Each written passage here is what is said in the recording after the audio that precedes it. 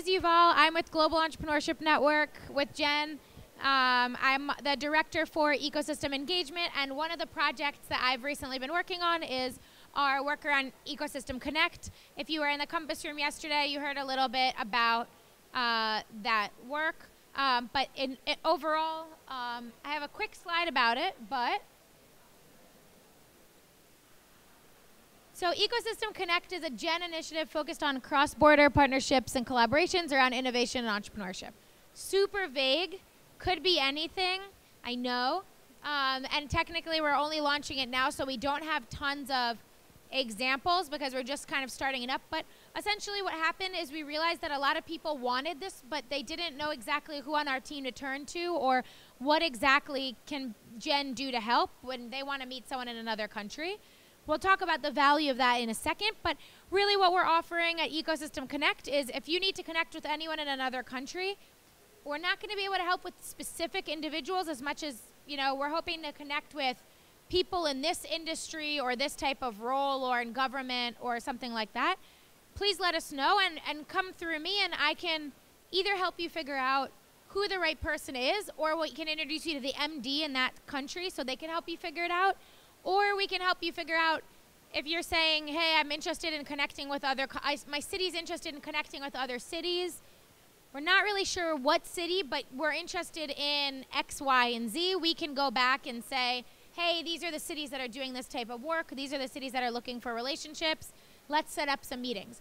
Now, that's really where we end it, and then you take it from there. So you can do whatever you want. You can meet once and have a great chat. You can have one visit. You can launch an entire partnership. You can co-invest in companies. From there, you can do whatever you want. All we ask is that you keep in touch with us and let us know how it's going so that we can continue to be helpful and keep track of, you know, the work that's being done in our network. Does that make sense in terms of what Ecosystem Connect is? Cool. So that is that. What we wanted to do today, because this program is so new, we wanted to share a partnership that we're familiar with and excited about, and kind of have you guys hear what's happening with the Austin, Pakistan initiative, so that you can get a sense of, you know, you get your juices flowing, start thinking about what a partnership could look like for you and your city, and then of course ask them any questions about logistically how they made it happen, or programmatically how it all came together. So that's the plan for the next 30 minutes or so, and then I'm happy to answer any questions. Actually, you know what? Does anyone have any questions about Ecosystem Connect now before we move into the case study? Yep. So the last slide of this presentation has my email on it, and you can just send me an email, and it can be as short as, hey, I'm Andrew, and I'm interested in continuing the conversation. I don't really know, you know, what country we want to work with, but I know that our city's interested in doing more globally. It could be as specific as, my name's Maria, and I'm looking for someone running an incubator in Europe who's focused on fintech. Whatever it is, we're just really getting the ball rolling. What we're doing is we're going to be your guides to helping you find the right thing. So that's why it's best to just send us an email and let us know, and we might ask you for some more details as they come up, but for right now, the email is most helpful. Any other questions? Yep.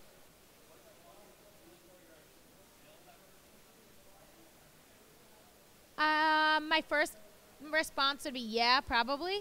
We're in the business of helping people connect to build stronger ecosystems, not opening sales channels necessarily, but that doesn't, I wouldn't say 100% no. I'd probably ask more questions because if it's a product that I think would help the people that you're trying to reach, then yes, I think that would be really helpful, but we're not a sales strategy, so I wouldn't look at us as a sales expansion or channel strategy. I would look at us as, maybe you could say, hey, we're trying to sell to the Nigerians, and I'd love to talk to people who do this type of work to see how we can structure our deck, or culturally if this is something they'd be interested in, as opposed to we're looking to make a sale to this company, can you introduce me to them?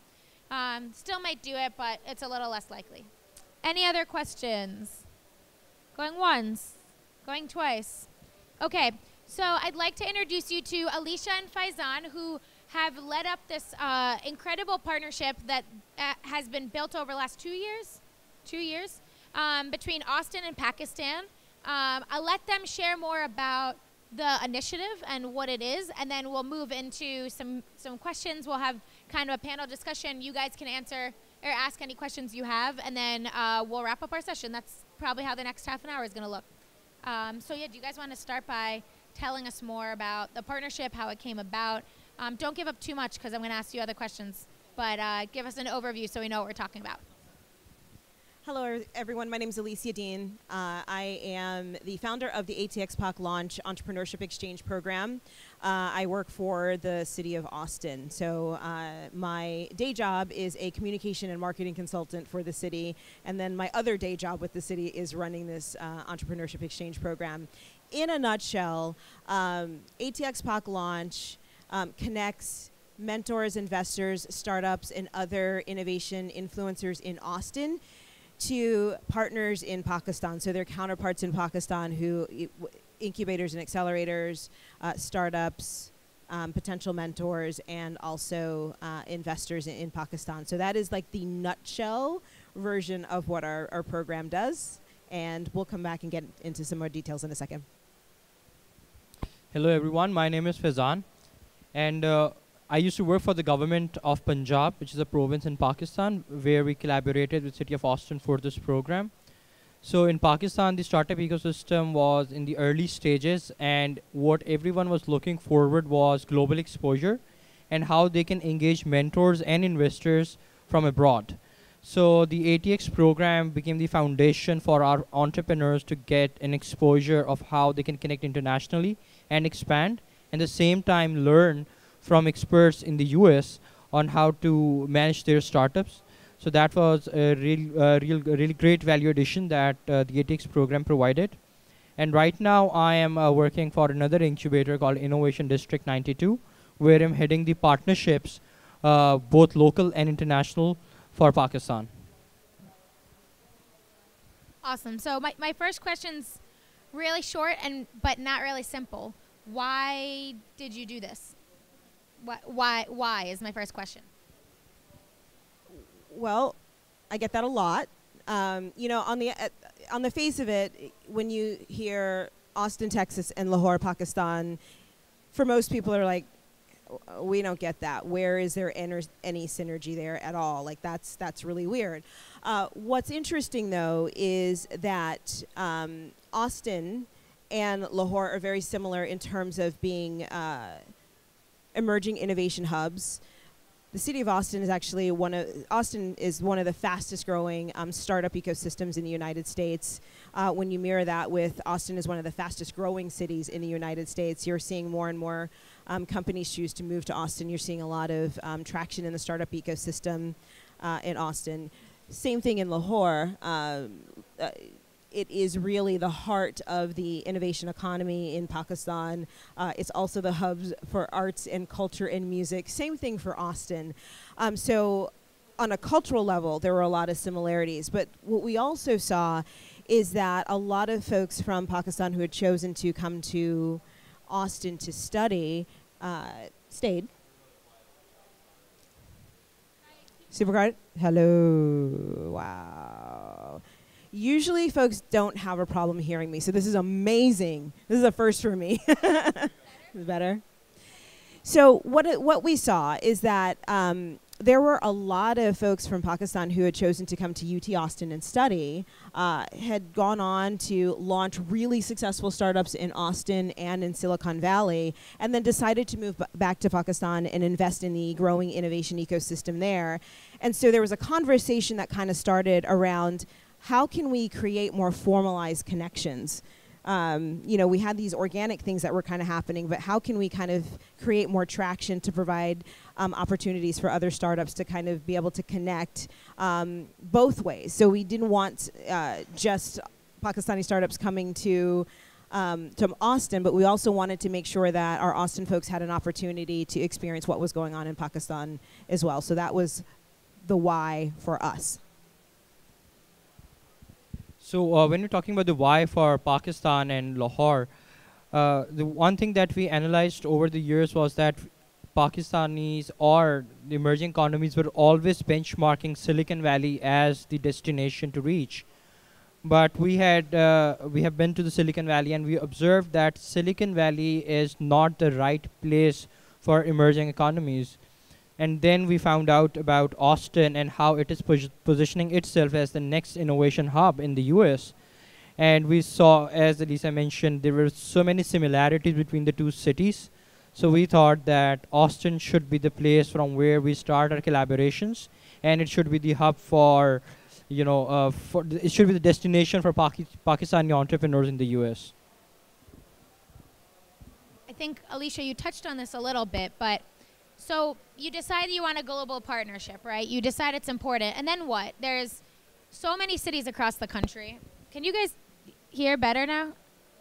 Okay, it's weird because the speaker is closer to us than it is to you, so it's a weird thing that's happening. Anyway, so, you decide we want a global partnership. This is important to us. How do you decide what city, how do you vet the partners in that city when you decide that city's important? Do you pick a partner first and then you pick the city? Do you do a trial program and see how it works? What are the steps that you take from the moment you decide that this is important? Like, many people in our audience are probably at the point where they know that this matters, but they don't know what to do next. Where do you go from there? So, as a city, we have a lot of international partnerships. We have 13 sister cities around the world. And so we do a lot of programming already through our sister cities initiatives. And one of the things I'm really proud of about the city is that we really try to be the conveners of organizations to really actually help make things happen. To borrow a phrase that I heard someone say a few years ago, how do you make the programming sticky? How do you make sure it has value outside of people just coming to visit and everyone has a good time and it goes home? Nothing really actually comes out of it. So because, for example, we have a really robust partnership with Hackney, which is a borough of London. We have really active partnerships in Adelaide, Australia. Same thing, Adelaide and Angers, France. So we're doing a lot of programming in the cultural space and also in the innovation space.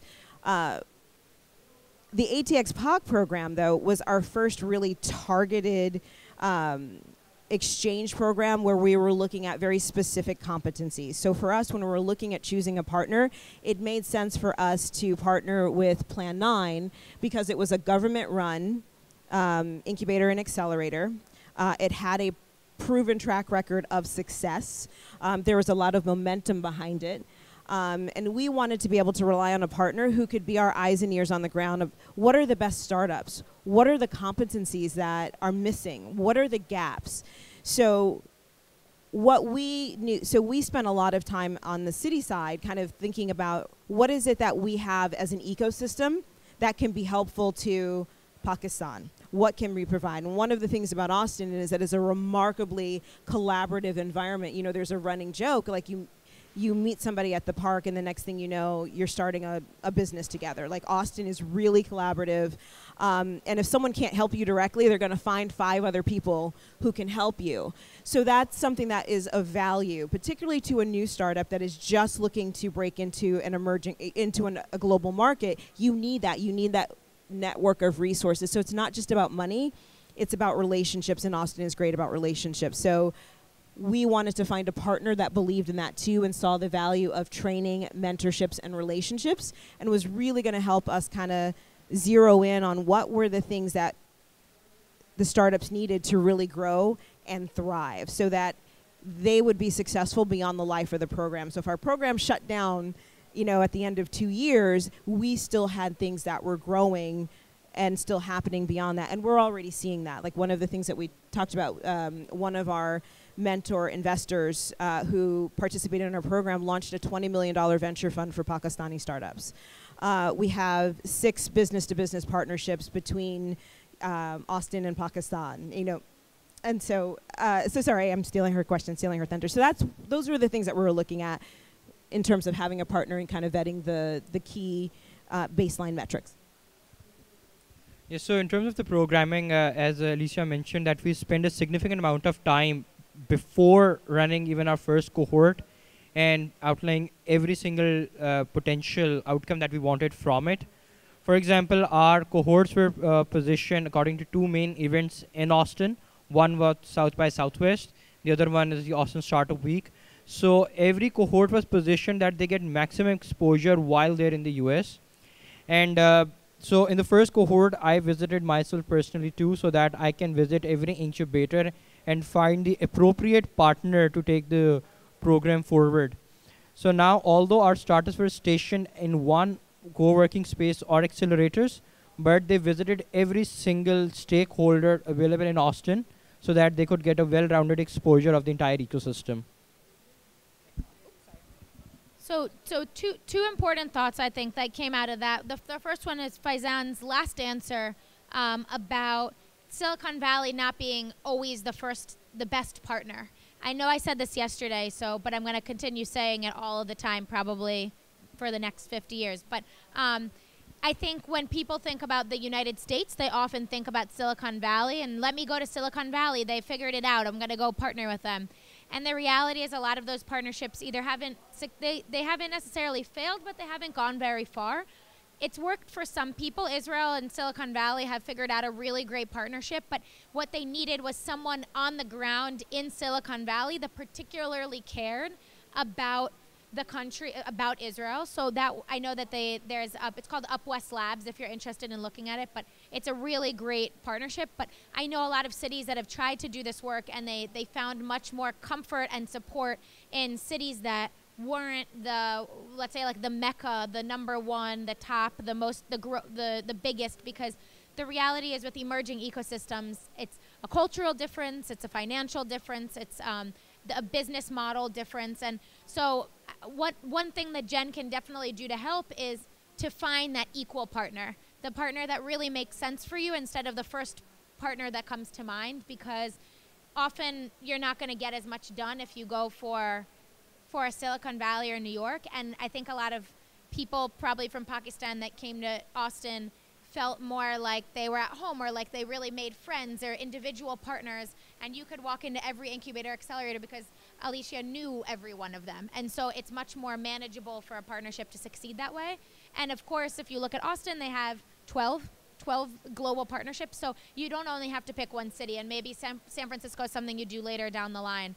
And I promise I'm not a San Francisco hater. I love it there, but we're not San Francisco haters. But I think in this situation that those partnerships just haven't been as successful, but they seem like the first obvious step. And so I'm just saying this a lot because hammering it into everyone's head.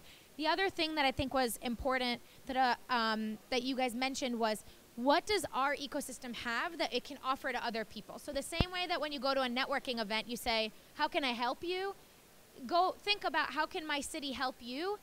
What do you have to offer? And then what do you need that you're not getting that you'd really need from someone? So let's not just create partnerships for the sake of partnerships, but let's think we have a really strong infrastructure around advertisement. We've got lots of people that are buying advertisement here. We have a lot of people that are selling it. What city in the world is in a similar position so that our companies can diversify their ad buys and sales?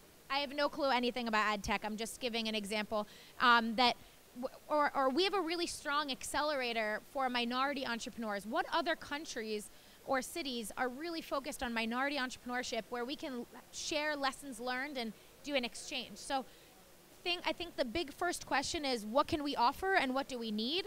And then the next thing that you guys mentioned was, and who's the right partner to make that happen? Not the biggest company, not the first company, but the right company. So this was a city-to-city government partnership.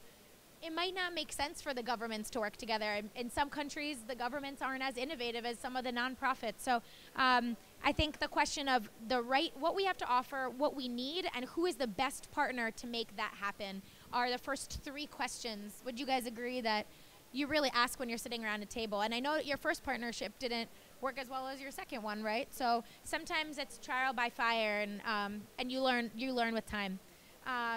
Next question for you, which you already started talking about a little bit, is what actually did you do? So what was the actual program? What did it look like? And if you want to the next question after that is, what were the benefits and outcomes? So if it's helpful to answer them together, go ahead and do that. But what actually happened when you guys partnered? So when we started off, it was just more like an educational cultural exposure program for Pakistani entrepreneurs. But when you talk about the outcomes from the programs, so nearly 22 startups participated in this program, and 70% of those startups were able to raise funding after attending the program. So that's a really huge success that it showcases two things. Number one, the exposure that they got, it really capitalized in their business and their fundings. And the second aspect was that those Pakistani startups had the potential to grow and to secure funding. So they were innovative in their own sense. Now, when we're talking about innovation, so what I've read about it, there are three categories of it. Number one, either you can be very disruptive. Number two, you are cost efficient, or you are process efficient. So when you're talking about most countries, excluding the Valley, most of them fall in the last two processes, that it's process efficient or cost efficient. So in that way, Austin and Pakistan were very similar. And besides that, the other outcome that we were expecting was a delegation from US visiting Pakistan. So what we really wanted to showcase is that Pakistan has a great culture, great music, great arts, and all of that, and it's not exposed to the world. So according to the program logistics, that we were only supposed to host one delegation, but the delegation that visited became strong ambassadors of Pakistan itself. And then we had to go out of the way to arrange another delegation just to meet the expectations of the stakeholders.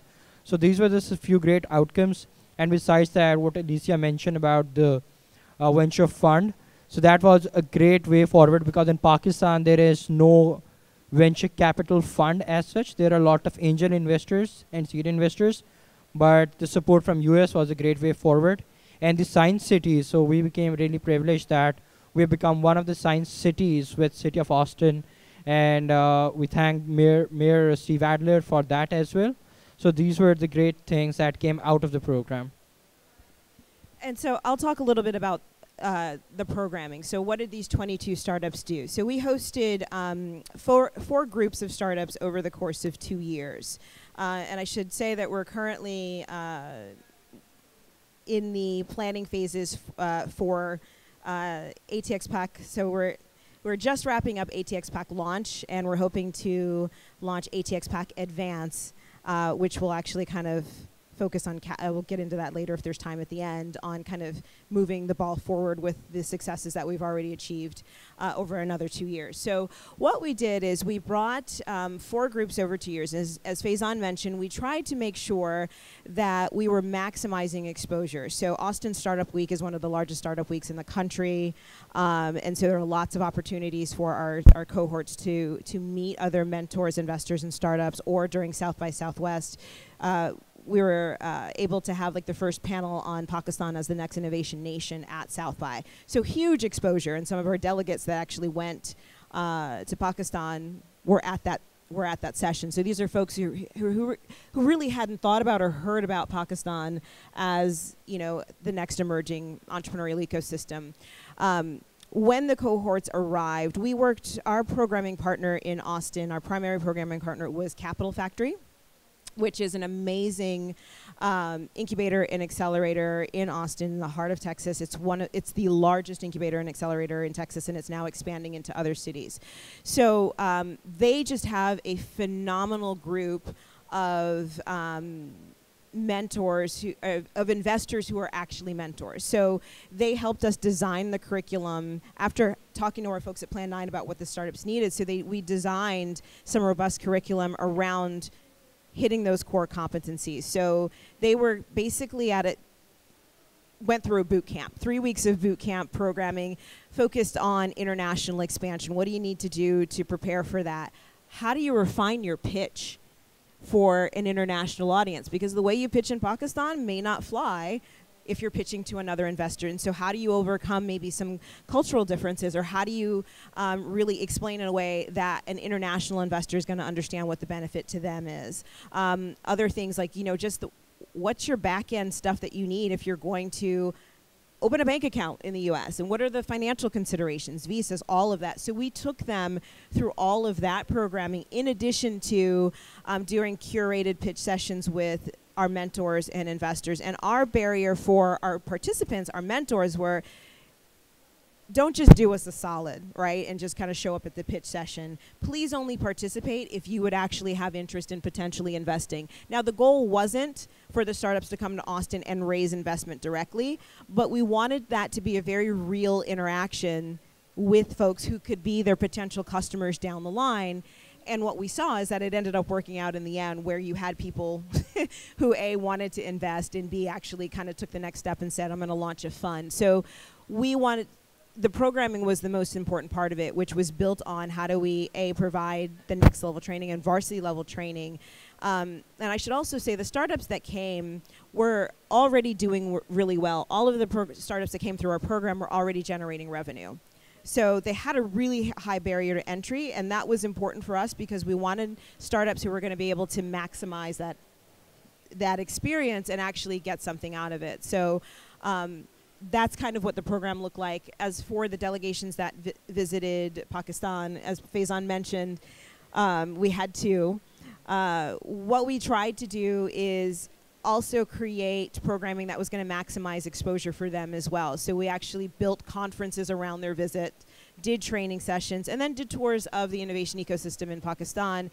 And then for the second visit, Faizan and his team were instrumental in launching a conference called the Mix Conference, which was the first media, tech, culture, and arts convergence conference in Pakistan, and it was modeled after South by Southwest. So again, a lot of really targeted programming to kind of that came out of what we were doing to make sure that we were providing value beyond the life of the program. How long was the trip? 3 weeks. Oh, Those to Pakistan, 8 days. Cool.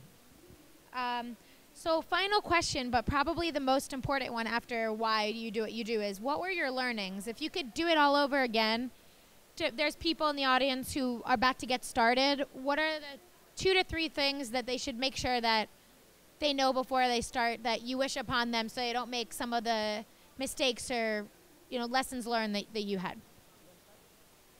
No one ever wants to stand. Well, I'm a mic hog, so this is just me trying to be gracious. So what I would always suggest is that keep it as lean as possible. Minimal stakeholders involved with ensure that you have a successful program. Now, when we're talking about City of Austin and Lahore, we had many stakeholders involved. It was City of Austin, US Embassy, US Consulate, Government of Punjab, so many stakeholders involved. Our incubators in Austin, University of Texas, Austin. But we kept it very lean. The strategic planning was done between the three, between me, Alicia, and Nabil, who is the director in Pakistan. We did the strategic planning, and then we involved other stakeholders to execute it. So that's number one.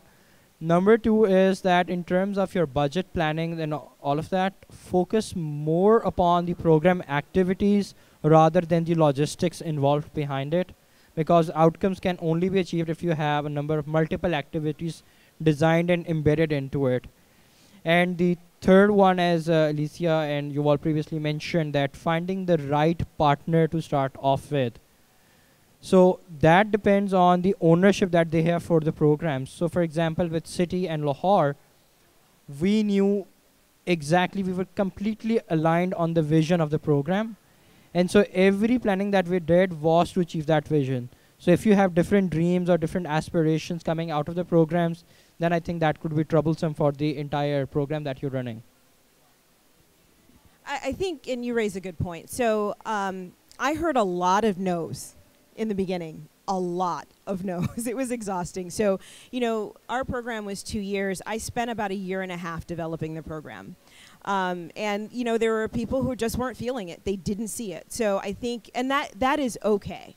And, there were people who were willing to take meetings with me because I represented the city of Austin. And, and you can tell really quickly that they're just entertaining you because, oh, I really want to protect my relationship with the city, but I have no plans. And so I saw a lot of that. And that's okay, because you want people who are invested and who are going to kind of be with you throughout the duration of the program. So I also think that it's important to have, if you can, if your local government is open, I think it's important. So why do I say that? We were the first city government to actually run a State Department funded program like this. What do I mean by that? They actually had to change the rules in order for us to receive grant funding, because other municipal governments just don't do that. That's not an indictment of them. It's just, I don't think anyone's really ever invited anybody to the party on a local government level. And now I think that might change as you're seeing more ecosystems grow around the country. But because what you're about to do or consider doing is fairly new, be prepared to kind of walk people through it and how the government piece works. The reason why our program was able to be so lean is that we were able to focus the majority of the, and actually all of it went to programming, but like the majority of the funds, like the city of Austin took no money from the grant. So all of the money went directly into paying for programming activities, you know, whether it's our partners at our accelerators, travel, you know, paying our coordinators on the ground who are doing all of the work. So none of the folks at Austin actually, and that's something that we can do because we have the infrastructure to be able to do that. And so that's why I say, you know, your local governments could be powerful advocates, but be prepared to hear a lot of no's. Be prepared to walk away from an initial partner. We actually had to do that. Because we realized there was a disconnect between what the goals are. And there was nothing wrong with our original partner. They just had a different goal and vision of what we needed to accomplish. We felt very strongly that we had to have a very strong public and private sector partnership. And we felt very strongly that we really needed our Pakistani entrepreneurs to spend time living in the Austin ecosystem. We were very adamant about that because we knew that without that exposure, without that experience kind of living in a different ecosystem, it just doesn't work. And so they had a different vision of where the funds should be spent, and we ended up having to part ways. Be willing to rip off the Band-Aid if you have to, if you feel like a partnership isn't going to get you where you need to go. And at the end of the day, you're responsible for delivering on your metrics and what your goals and outcomes are. And the core focus always has to be, how are we empowering startups? How are we, you know, providing them, you know, the foundation that they need to grow and expand and explore new partnerships and actually generate funding for themselves, right? And move beyond, is what we keep hearing a lot of, the serial entrepreneurship stage or the serial incubation, right? Like we wanted to move our startups beyond that so that they're able to get the funding that they need so they can kind of grow out of that and actually become thriving companies. Amazing. So first of all, yep. So I have one more input, that while designing the entire program, besides focusing on the entrepreneurial or startup education, we also engage them in community building. So we just thought that we're not only building entrepreneurs, but also individuals themselves. For example, when we went to Austin, our entrepreneurs used to go to American Youth Works, which is for the underprivileged kids. And then they used to spend time at the Texas School of the Deaf. They used to teach the deaf students, and they learned the sign language a bit.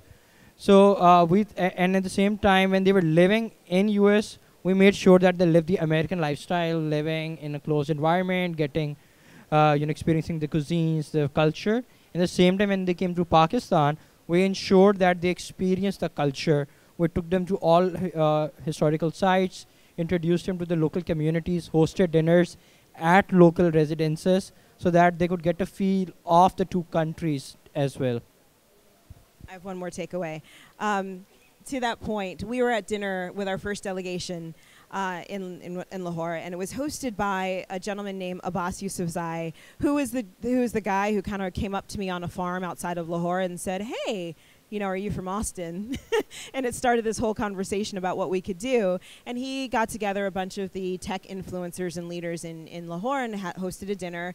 And at some point got a little quiet, and someone from the Austin side said, "Gosh, I feel like I'm in Austin right now," which is the whole point, because the conversation was really focused on entrepreneur, startups and building your startups and funding and all of those things. And so really there is no difference, right? We're all speaking the same language, and that was one of the great pieces about having everyone come together. I also wanted to mention that, this wasn't just about what can Austin do for Pakistan. It was what can we learn from Pakistan. And so one of the things that our partners at Plan 9 were able to help us with is that, we have a challenge with diversity in our entrepreneurial ecosystem, and then providing for opportunities for other folks to enter the entrepreneurial ecosystem and kind of gain the digital skills that they need to become the next entrepreneurs of the future and startup leaders of the future.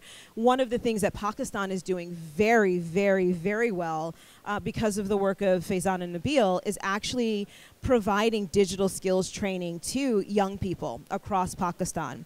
And so they started with a pilot program that was hosted out of Plan 9, and now they're in the process of launching 40 of these centers across the country. And so what we're actually looking at doing is developing a very similar model in Austin to help us reach non-traditional folks who don't get the opportunities to enter into the innovation economy, so that we can actually broaden access to everyone in Austin. So I wanted to say that too. So there's value going both ways. Amazing. Well, guys, thank you so much for sharing. I think this is like a dream team and initiative, and it sounds like it's so thought out. And I wish for you all to have the thoughtfulness that they put into the work that they did, because I think that's what made it as impactful as it ended up being. We have time for some questions. Let's try without the mic, and then if we need the mic, we'll add it. Any questions? Yeah. Here. All right. What is Jen's role in this, and how can we leverage digitization moving forward? Jen had nothing to do with this. Jen really had nothing to do with this. The way that I found out about this is because Alexis in the back suggested that Alicia come to GC, and I said, why? Like, who is she? And she told me the story, and it ended up really sparking this idea in my mind that we just are launching this now, so we actually have a few stories, but I thought this was a great story for inspiration. And so I reached out, and then Faizan got involved, and he said, let's share the story publicly to inspire people to do similar work. The way Jen can be involved is, I think, if you had gone to Pakistan, or if you had thought about Pakistan and said, I'm interested, but I don't know who the right player is, or I'm looking for a country that, like, Austin has a lot of really strong culture, art, music, food.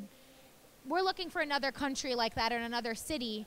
Who do you think might be good? Or we're looking to partner with another city government that's looking at, then we could say, these are the cities that we think would be helpful, and here's an introduction. So that's how Jen can help in the future as we move forward, but that it did not happen here, so I'm not gonna pretend like I was part of making this a big success. What is the second half of your question? It was about digitizing. Yeah. Yeah, I mean, I think, so I don't know what you can do on there other than find each other, really. So what you can do is, if you're sitting there thinking, I'm interested in this country or this type of person, you can search on Gen Connect and see if that person exists, and either message them or ask us for an introduction. So that's how we can be helpful through the digital platform. Yep.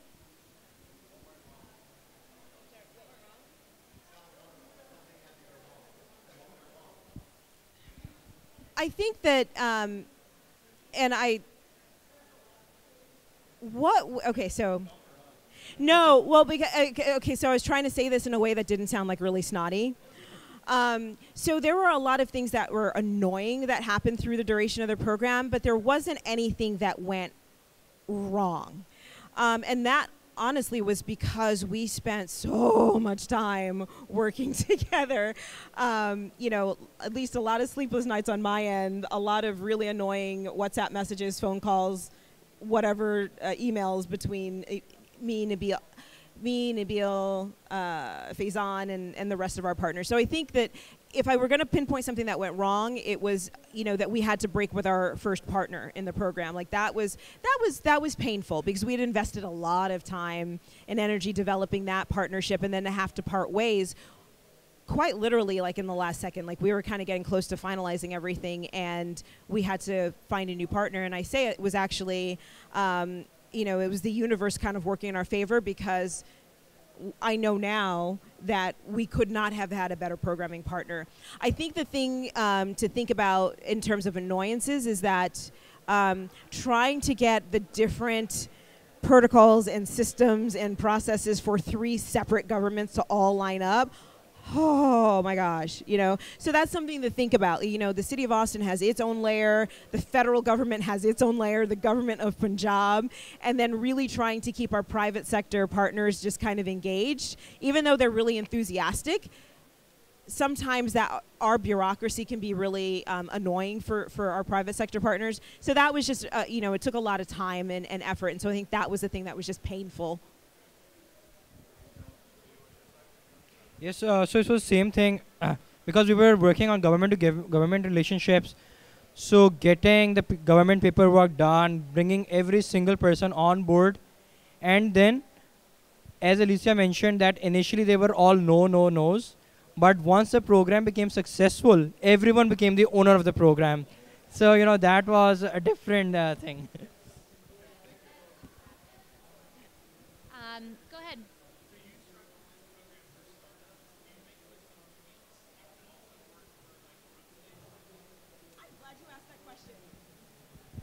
Oh yeah, you teed that up perfectly. So I mentioned that we're looking at launching ATX+PAK Advance. So that's exactly what ATX+PAK Advance is going to focus on. So we're focusing on 2 things. So the first phase of the program was kind of the initial introductions, preparing our startups for, to land seed or pre-seed funding, which we're able to. Then actually for all of it was like more seed funding. So what we wanted to do, so the goal of Advance is actually to kind of reach back to those startups that are looking to scale globally and have them come through their program. So it's an even higher barrier to entry. So what we'd be looking at doing is doing actually an open call across Pakistan to find those startups that are ready to, again, scale. And then at the end of it, we would select 6 startups that would actually come through the program. And again, work with our programming partner Capital Factory, which actually developed this program based on the ATX+PAK model and really help these companies, the 6 that make it through this robust screening process and training process before they even get in country. The goal is to have each of these startups actually open offices in Austin or help them make connections in other parts of the world. So there's that. And then we're also focusing on some other key verticals that make sense both for Austin and Lahore. So in Austin, creative industries and digital media are really, really important for us. And so we're focusing a lot of our resources on training and opportunities for helping our creative and cultural startups grow as well, and those that have a tech piece to it. So I'm so glad that you asked that question. And I should also add that this program was developed in mind to be plug and play, so that you could actually launch this in other countries, between other cities and other countries. So the framework is the same for ATX+PAK Launch. The only thing that changes are the variables and the metrics that you're trying to achieve. And so we actually are really welcoming of people who say, how did you do that? Because we want to do something very similar. We're open to having that conversation with people. Our goal as a city government is not to kind of be like this. It's kind of, hey, use us as an example. We've done the hard work for you in terms of like writing the baseline proposal and program. Take it and run with it. Just let us know how you do, and that's something that we can facilitate through Yuval if anyone's interested in learning more about that. Awesome. Any more questions? We probably have time for 1, maybe 2 more. Awesome. Okay. So, of course, these guys will be here after if you have any personal questions or anything specific, and they'll be here for the rest of the time. So if you want to talk a little bit deeper, I'm sure they'd be more than thrilled to take the time to do that. This is my email. If you're interested in starting a conversation with Jen about this work, I'm happy to talk about it now, but realistically, the best place to do that is over Skype when we get back to our countries, where we can really spend time digging in, being in front of the computer. So just email me a note. Even like I said, it says, I'm interested, don't really know what, but want to start a conversation. We can start as early as that. And then tomorrow, there's going to be a session called Speed Network the Globe.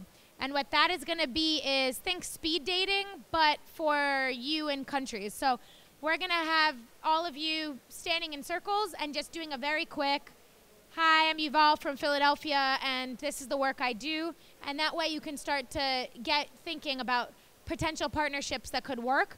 When you're in that session, one thing that I'd recommend is not to just think about you, but think about your city and what you represent when you come here. So okay, so you work at an accelerator. That's great. Think about the 10 other companies that are doing work, and how can you be the connector? You're a delegate here. You're not just here for your own purpose. So let's think about how our cities can connect with each other and do some brainstorming tomorrow. The session is at 3 o'clock. It's at the Interactive Arena, which is where we had dinner last night. That space, I'm pretty sure that's the Interactive Arena, although as I'm saying it, I'm thinking that I might not be 100% right. But I think the space over there is the Interactive Arena, so we'll see you there tomorrow to get the conversation started. If you want to email me, you can do that here. And if you want to talk to these guys, they'll hang around and they have cards and they can tell you how to connect with them. Cool? Thank you guys for your time, and we're excited to get to work together.